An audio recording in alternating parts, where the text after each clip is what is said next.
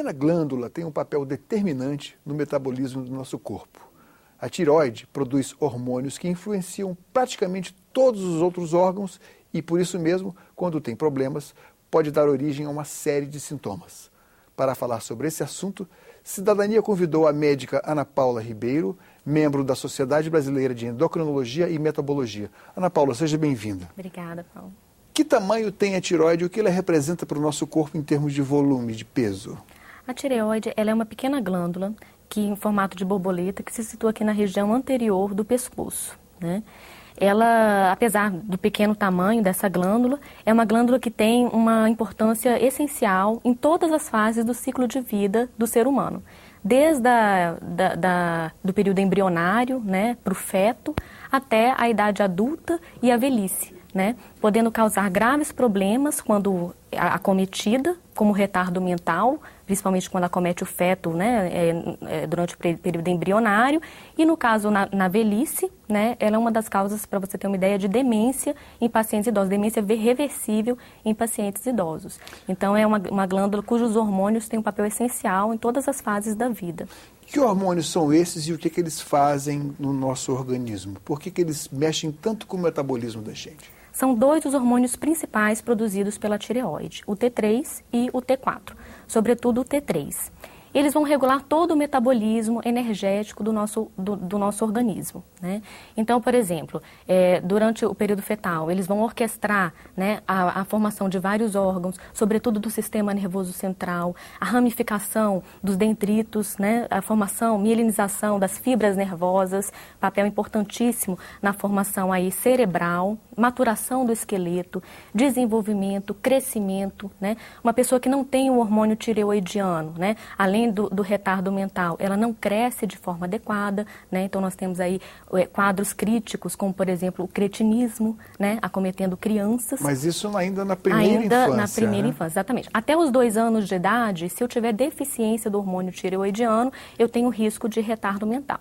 A partir dos 2 anos de idade, eu começo a ter principalmente a repercussão sobre o crescimento, né? Não mais sobre a criança não vai ter mais o retardo mental, e outros acometimentos, né? Que aí você tem a lentificação do pensamento, né? Diminuição da memória, da atenção, inchaço. Vamos voltar só um pouquinho e tentar ver o que acontece com aquele recém-nascido se ele tiver problema na tireoide, se a tireoide dele não estiver funcionando. Pois bem. Bom, no caso do recém-nascido, ele nasce, em geral, não se percebe nenhum raro, sintoma. Né? Uma prevalência aí de 1 para 50 mil. Né? Para cada 50 mil. De 1 para 4 mil nascidos. Né? 4 mil. 4 mil, 1 para 4 mil. Então, o que acontece? Ele nasce e não se percebe muita coisa. Por isso que é essencial a triagem neonatal por meio do teste do pezinho. O teste do pezinho que vai fornecer para a gente esses indícios. Porque, em geral, esse recém-nascido ele não apresenta muitos sintomas. É uma criança normal, né? Só que, se você não tratar precocemente, o que vai acontecer? Ele vai desenvolver o retardo mental. Né? Então, você faz o teste do pezinho, o exame vai dar para a gente esse diagnóstico para a gente poder tratar. E o tratamento tem que ser iniciado dentro dos primeiros 15 dias de vida. Bom, e aí, detectando o problema através do teste do pezinho, passa-se a administrar o hormônio e ter mais cuidado com a criança. Numa fase mais adiante, quando a criança atinge, por exemplo, 7 ou 8 anos de idade, qual seria a repercussão de um problema na tireoide? Além da deficiência de crescimento, né, que é marcante, eu posso ter o atraso puberal, né, então uma criança que não se desenvolve de forma adequada, e tem crianças que, ao contrário, né, de forma até paradoxal, elas têm uma puberdade precoce, né, sempre com baixa estatura, tá? E, além disso, né, inchaço, né, a gente tem quadros mais graves e aí se mistura, né, nessa fase, vai se misturar também com os sintomas que eu posso ter no adulto, né. No caso do hipotiroidismo, né. Que é o funcionamento para menos, uma deficiência. Para menos, né, que é o mais prevalente que a gente tem, né. No caso do hipotiroidismo, eu posso ter acometimento do coração, né? Insuficiência cardíaca em quadros mais graves, acometimento renal, inchaço, né? Anemia. Então, é uma gama de manifestações clínicas muito grande. Na maioria das vezes, no entanto, o hipotiroidismo ele é assintomático no adulto, né? Porque ele já não vai ter o retardo mental, né? Não vai acometer o crescimento. Então, a pessoa, muitas vezes, ela se sente depressiva, né? É uma pessoa que você vê que são sintomas Ou seja, que não o metabolismo chamam tanta da pessoa atenção. como um todo fica mais Fica devagar. a constipação intestinal, né? A pessoa fica mais lenta, Tendência né? a engordar. E por isso que o idoso tem a questão da demência. Eu estou perguntando se é uma Né? tendência a engordar, Sim, não estou sim. afirmando. Pode ter uma tendência, na verdade, é mais pela retenção hídrica, né? Ocorre um inchaço, nem tanto por gordura mesmo, mas por inchaço mesmo, acúmulo de líquido no organismo. No outro caso, que seria o hipertiroidismo, a tiroide funcionando acima daquele limite considerado normal, quais são os sinais? E quando ocorre com mais frequência esse problema? Bom, o hipertiroidismo, tanto o hipo quanto o hipo ocorrem mais em mulheres, né? Os dois vão cometer mais as mulheres. O hipertiroidismo, ele vai ocorrer principalmente aí de 20 a 40 anos de idade, né? A causa mais comum é a doença de Graves, que vai acometer principalmente essa faixa etária, né? Em idosos, geralmente ele é causado por nódulos na tireoide, que vão produzir esse hormônio, né, em quantidade maior. E diferentemente do hipotiroidismo, ele é muito mais sintomático. Então ele chama mais a atenção, né, porque o paciente ele apresenta nervosismo, inquietude, né, uma intolerância ao calor muito grande. Muitas vezes ele perde peso, né, e o grande risco são as arritmias cardíacas. Então quer dizer, enquanto no hipotiroidismo o metabolismo está todo rebaixado, né? No hipertiroidismo esse metabolismo está acelerado, né? E aí o paciente ele tem todas essas repercussões de palpitação, tremores, né? No caso de uma das causas do hipertiroidismo, né, que é uma causa imunológica, o paciente pode ter também alguns sintomas oculares, né? Uma inflamação nos olhos também pode estar presente, né? Nessa causa que é a principal do hipertiroidismo. Quando você pega todos os dados relativos aos diagnósticos de problemas da tireoide, quais seriam os mais frequentes e qual a faixa etária das mulheres mais atingidas? Com certeza, a patologia da tireoide mais prevalente é o hipotiroidismo, né? A baixa produção dos hormônios tiroidianos. E ele, né, vai acometer, então, nas mulheres, uma prevalência de 9% até 20%, né, sobretudo naquelas mulheres da população com mais, em geral? Entre as mulheres, né, 9% a 40%. Nos homens, a prevalência é de 2% a 16%. Então, é menorzinho. Isso varia com a faixa etária, né, em torno dos 40 anos, mulheres 9%, homens 2%. Com a idade, aumenta a prevalência e as mulheres com mais de 75 anos, 20%. E os homens, em torno aí de 16%. Agora, com a evolução dos meios técnicos, a evolução dos aparelhos, das maneiras de diagnosticar, dos recursos de uma maneira geral, principalmente o diagnóstico por imagem, vem se notando que muitas pessoas, de cada um percentual de mulheres, por exemplo, sobretudo, porque atinge mais as mulheres.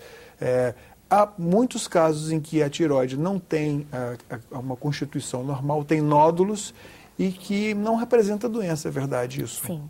Hoje em dia nós estamos diagnosticando muito mais, né, algumas patologias que antes ficavam silenciosas, né? Então, o advento aí da ultrassonografia, muito realizada, até mesmo muitos médicos têm solicitado como exame de rotina. Então, acabam sendo descobertos esses nódulos, né, na tireoide. E a gente sabe que antes, né, o que se considerava uma prevalência bem baixinha, né, de 5%, hoje em dia, alguns estudos mostram 20%, até 67% de prevalência de nódulos por ultrassonografia. Então, quer dizer, a gente está descobrindo muito mais. Só que, por outro lado, a gente sabe que nódulos pequenininhos, né, sobretudo com menos de 1 centímetro, eles raramente vão ter grandes repercussões, né, são, em geral, benignos, né, não tem grandes repercussões. Mesmo nódulos que são malignos, muito pequenininhos, também, você diagnosticar muito precocemente também não teria tanta repercussão. Então, por isso até que a gente recomenda que esses exames ultrassonográficos não sejam feitos assim, né, com tanta, para triar, né? O ideal é você fazer o exame clínico da tireoide. Ou né? seja, diferentemente daquilo que as mulheres fazem periodicamente com o exame não só o exame da mama, mas a mamografia.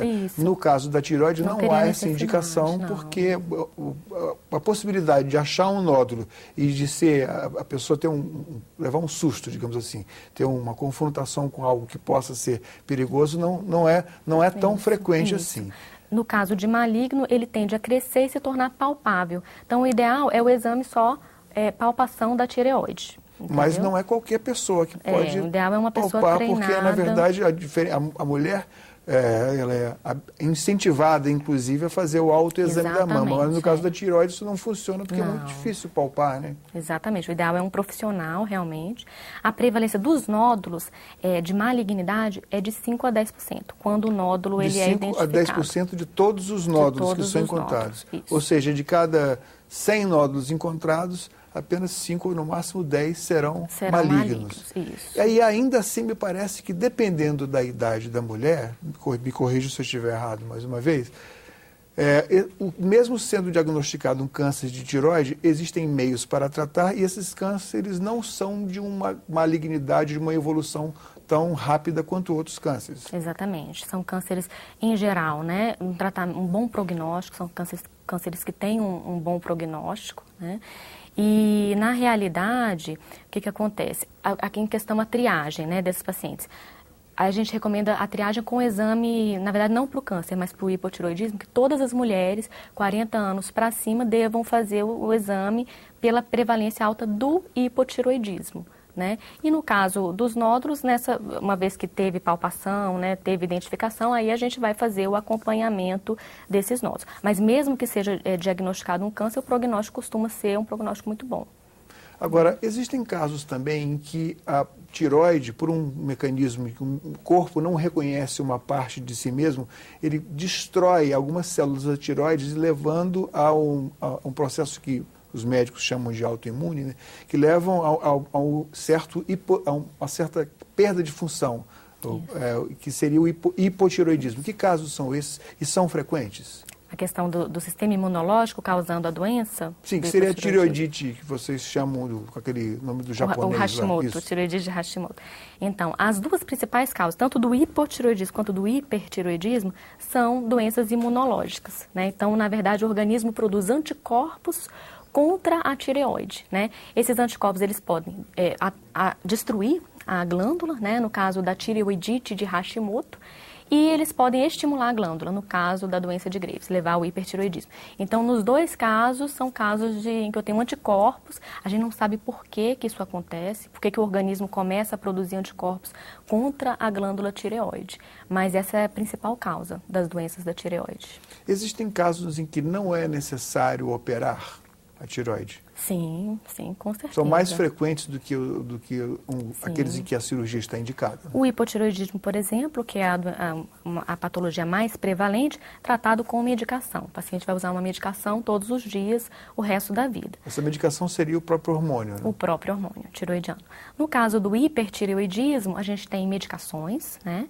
Nós temos ainda um tratamento com iodo radioativo, né, que o paciente ingere uma quantidade de iodo e esse iodo age na glândula sem que você tenha necessidade de fazer cirurgia, né? Então ele vai diminuir a produção de hormônio pela glândula, pela radioatividade dele, e tem a cirurgia também, a modalidade cirúrgica, mas seria em casos muito selecionados. Na maioria das vezes não é necessária a cirurgia. A cirurgia, sobretudo, quando o paciente tem um aumento muito grande da tireoide, né? Às vezes a tireoide ela cresce, é o chamado bócio, né? E aí ela pode comprimir, né, a via aérea, a traqueia. Ou às vezes impedir a deglutição. Impedir a deglutição, a própria respiração do paciente. Engolir, né? O paciente deita, sente sufocado pelo peso da tireoide que está muito aumentada, ou então no caso dos cânceres mesmo, né? Que aí, então, nesses casos, são mais que a gente indica a cirurgia. Nos demais casos, a grande maioria das vezes, o tratamento ele é clínico.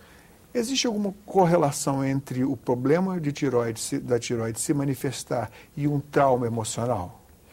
Essas doenças imunológicas, né, em que eu tenho a produção de anticorpos contra a glândula, a gente não sabe muito bem o mecanismo. A gente sabe que tem uma questão genética implicada, né, e que outros fatores poderiam estar aí também presentes. Dentre esses, aventa-se a hipótese, sim, né, de estressores, né, ambientais, né, essa questão também pode estar implicada nessa regulação imunológica mesmo do indivíduo, né, mas é uma área que ainda precisa avançar muito, né, a gente suspeita que tenha uma relação, mas ainda precisa-se de mais pesquisas. No caso, puberdade e menopausa para a mulher seriam duas faixas de maior concentração? No caso da menopausa, né, as doenças elas vão aumentar todas com a idade, né? Não só as de tireoide? Né? Não só as de tireoide, né? E a doença de Graves vai prevalecer, né? Tem uma prevalência maior, que é a do hipertireoidismo, na idade reprodutiva, de 20 até os 40 anos de idade. A gente sabe que a tireoide tem, inclusive, receptores para o estrogênio, né? Então, tem uma implicação hormonal também. A tireoide ela é responsável pelo metabolismo do iodo, que é uma substância no nosso organismo. É um elemento químico, inclusive.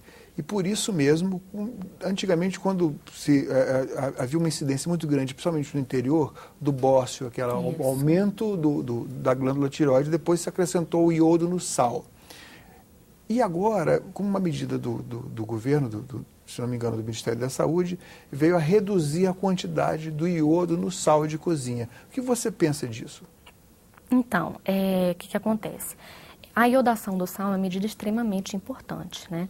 A gente sabe que quando começou, né, essa iodação, na década de 50, no Brasil, a prevalência do bócio associado à deficiência de iodo era por volta de 20%.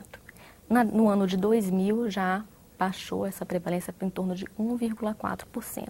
Irrisório. Então teve um impacto muito grande a iodação do sal, né? Essa medida ela foi baseada em estudos da Organização Mundial de Saúde que mostraram que na urina, né, do brasileiro tinha uma quantidade maior de iodo do que a que era preconizada, né? Mas a gente ainda tem poucos estudos para especificar qual a necessidade real do iodo para o ser humano, né? A gente não sabe ao certo quanto seria essa necessidade e nem como você saber quanto que eu estou ingerindo, né? Como que eu vou saber a quantidade exata que eu estou ingerindo. Então, na verdade, é uma questão muito polêmica, essa da redução, né? Porque a gente tem um cenário em que realmente houve a redução do bócio, né, associado à deficiência de iodo com a iodação. Mas a gente ainda não tem estudos mostrando que o iodo atualmente tem causado problemas. Então, por isso que existe uma controvérsia em relação a isso, né? Se talvez fosse interessante mais estudos para a gente ver aí o impacto, né? Se esse iodo realmente está excessivo, será que ele está excessivo, né? Somente a medida na urina não nos diz muita coisa, né? A gente tem que saber se o iodo, talvez o brasileiro esteja ingerindo muito sal, né? E aí a conduta seria reduzir a ingesta do sal, controlar mais, usar menos produtos industrializados, né? Que o conservante muito à base de sódio, né? Do que reduzir. Então a gente tem que ver, e eu acho que a partir do momento que houve essa redução, né, na iodação do sal, procurar ver a repercussão que isso vai ter. Só acompanhar de perto, para ver se vai haver alguma repercussão aí. Muito obrigado pela sua presença aqui, Ana Paula. Obrigada, Paula. Cidadania conversou com a médica Ana Paula Ribeiro, membro da Sociedade Brasileira de Endocrinologia e Metabologia, sobre os problemas na tireoide. Mande suas críticas e sugestões para o programa. Ligue para 0800 61 2211 ou acesse www.senado.leg.br/TV. Nesse endereço você também pode ver de novo ou baixar uma cópia deste ou de qualquer outro programa da TV Senado. Obrigado pela atenção e até o próximo Cidadania.